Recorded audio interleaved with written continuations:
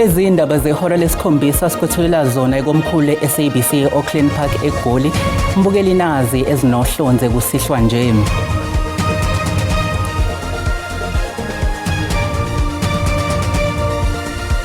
The women of our country must be empowered fully and completely. Umengameli wezwe Cyril Ramaphosa uqhakambise ubumqoka bokufukulwa kwabesifazane achaze njengomgudu ofanele ohambisana nokuthuthukiswa kwesizwe sonkana. Umengameli ubekhuluma emgubhweni wosuku lwabesifazane ePitoli. There is a reward that also the very same amount up to 100,000 in terms of the incident that took place in Kuletu that we are looking at. Amaphoyisa ase-Western Cape asekhiphe umhlomulo kamehlwa kaboni wemali kulowo ozoqhamuka nomkhondo ongaholela ekuboshweni kwezigilamkhuba ezinindeka ekubulaweni kwabayi-14 ezigamekweni ezahlukene ezenzeke eKapa. I'm extremely angry about what has happened. Ungqongqoshe wamaphoyisa uSolwazi Feroz Khatshaliya kanye nezinye izikhulu zamaphoyisa bebehambele eReha Park empumalanga yeGoli lapho kujulwe khona abantu abane okuhlanganisa namaphoyisa amabili ngoLwesihlanu ebusuku bashona. Mbukeli yasekubingelele sikwamukele izindabeni zehora lesikhombisa ozethelelwa uSihle Dlamini kanti uza kwethu ositulekela ngolwimi lwezimpawu uFortune Madlala. Masingabe sapholisa amaseko mbukeli ake size ukuthi sikuphathele ziphi kusihlwa nje.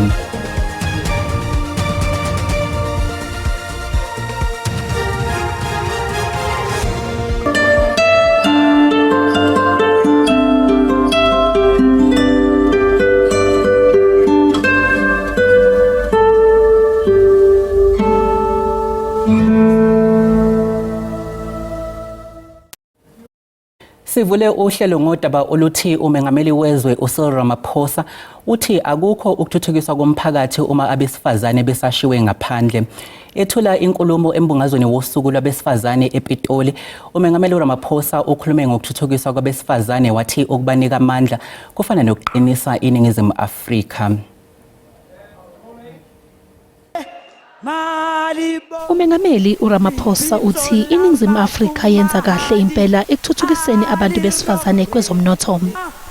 Uhulumeni uthi uzovulela abesifazane abanamabhizinisi ukuthengwa kwempahla ukweseka usomabhizinisi abesifazane ngesigungu somnotho wabesifazane. There can be no progress in society without the empowerment of women. This is something that I believe in firmly, and this is something that I have dedicated myself to work to achieve. The women of our country must be empowered fully and completely. And I also say to the men of our country, the empowerment of women does not mean that you are being disempowered. Makade bona wezomzabalazo Sophie Bruns owayeyingxenye yemarch yango-1956 uthi abanye abantu besifazane basemajele emakhaya abo ngenxa yezinselele zezenhlalo zezomnotho ezibhekene nezwe. How can we fully celebrate our past victories when our present reality is so deeply disappointing and distressful?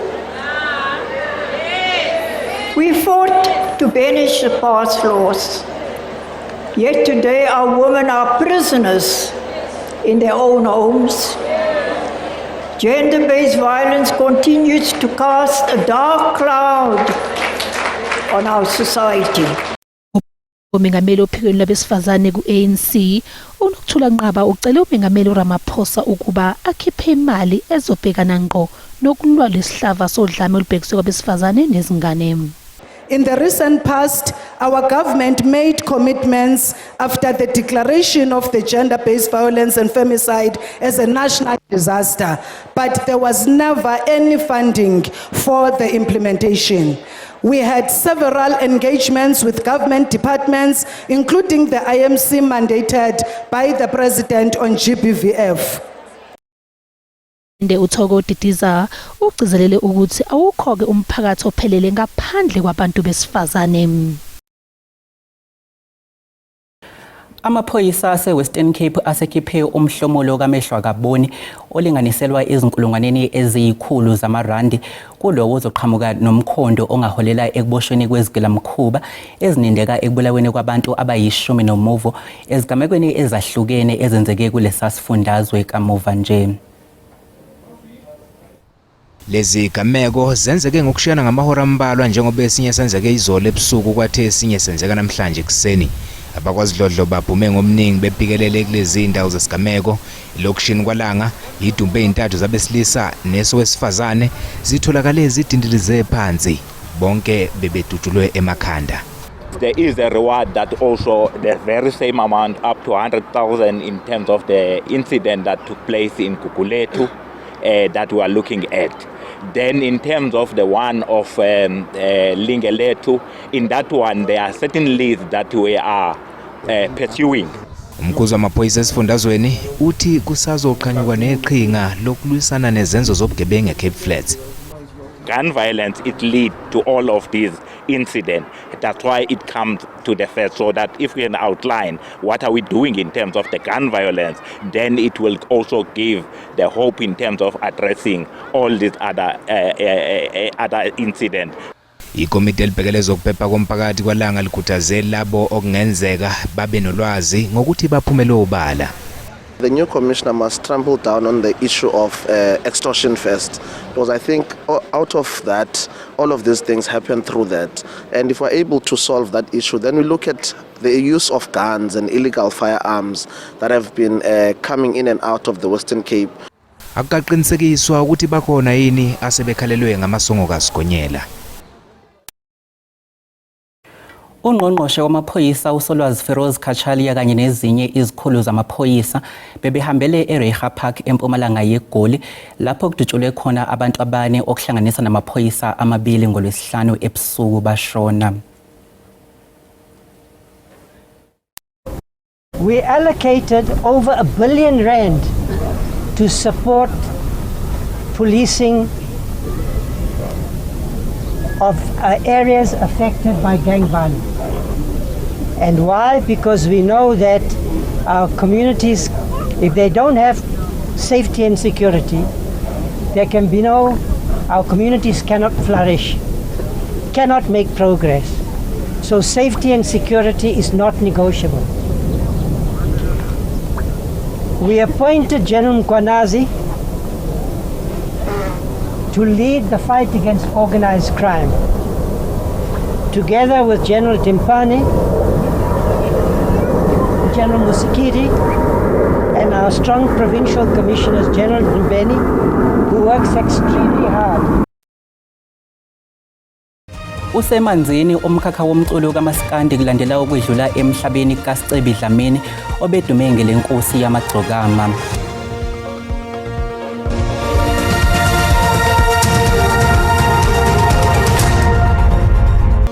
Mbukeli asiphinde sikubingelele uma ngabe usanda ngena sikhumbuze ukuthi lezi ndaba ziyatholakala ku YouTube na ku SABC Plus.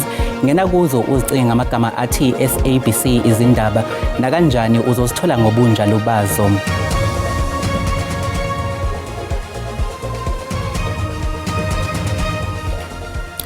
Usemanzini umkhakha womculo kaMaskandi kulandela ukwedlula emhlabeni kaSicebi Dlamini obedume ngelenkosi yamagcokama.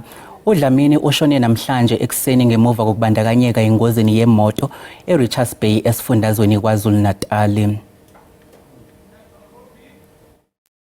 Kanti-ke uma sicaphuna olunye udaba njengoba kugujwa usuku lwabesifazane namhlanje kuleli qophelo sixhumana nentatheli yeSABC uNokulunga Sibisi onkanise Alexandra ukuze sizwe kabanzi ukuthi ingabe lusho ukuthini lolu suku. Masibisi asikubingelele sikwamukele izindabeni zehora lesikhombisa kusihlwa. Ingabe zithini zakhamuzi zase Alexandra ngalolu suku?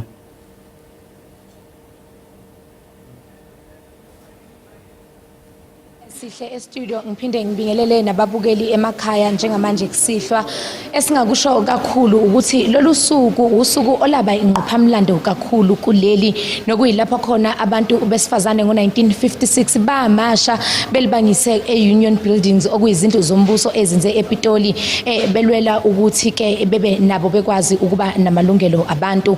Kanti ke sithe namhlanje CSABC izindaba ake sihambe siyoza ukuthi ingabe abantu besifazane bazizwa kanjani ngosuku lanamhlanje.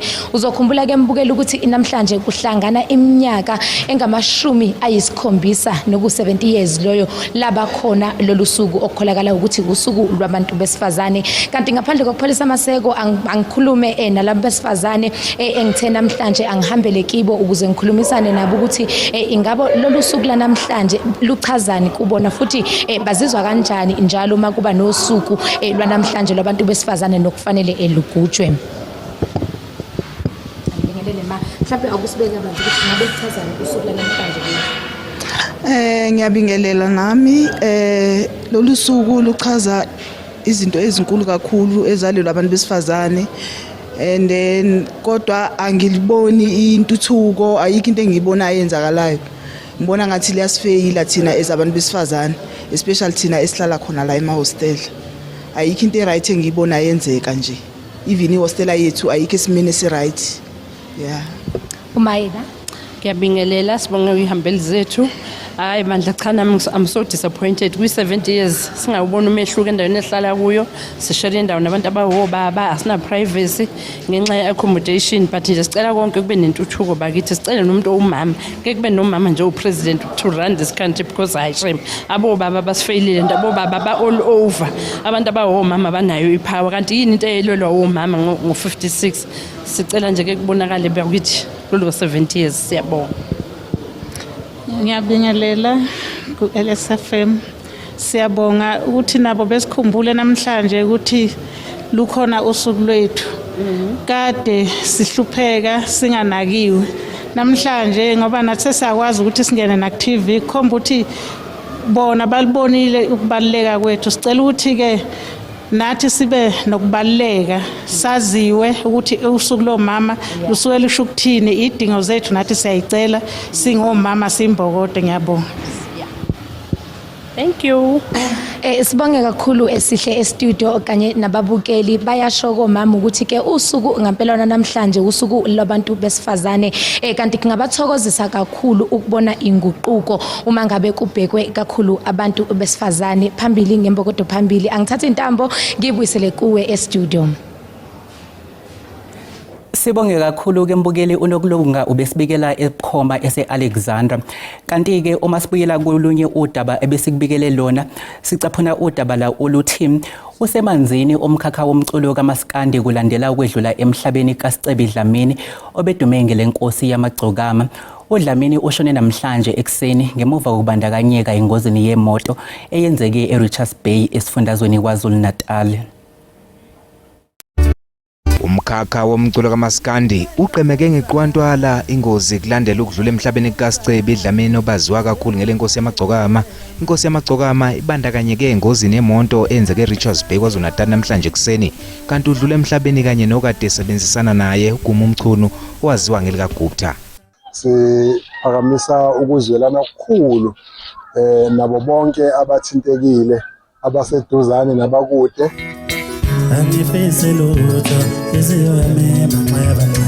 Ukudlula emhlabeni kwenkosi yamagcokama kushiye esikhulu isihluku kulabo akade sebenza nabo yilabo akade sondelene nabo kanye nalabo ekade encweka nabo njengoba nje becula umculo waziwa njengoyenzizwa.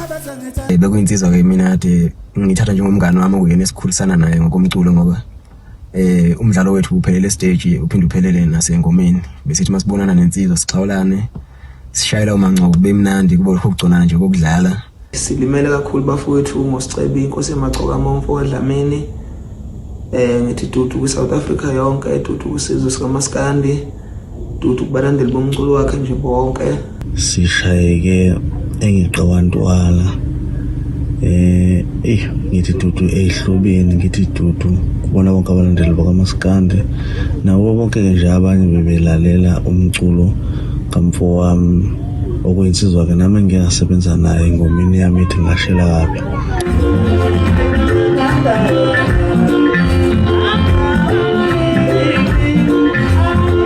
Lenkunzi kaMaskandi edabuka eMsinga endaweni eyaziwa ngokuthi kwaDungamanzi esifundazweni KwaZulu-Natal yazalwa mhla zingama-30 kuMandulo ngo-1997 njengoba nje sihambile emhlabeni namhlanje.